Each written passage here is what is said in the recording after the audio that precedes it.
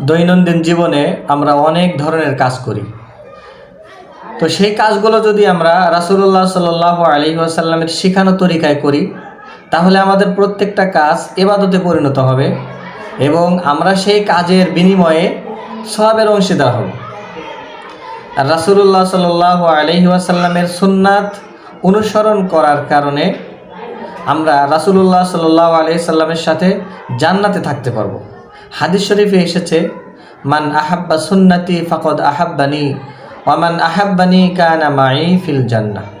যে ব্যক্তি আমার সুন্নাতকে মহব্বত করলো, সে যেন আমাকেই মহব্বত করলো, ভালোবাসলো।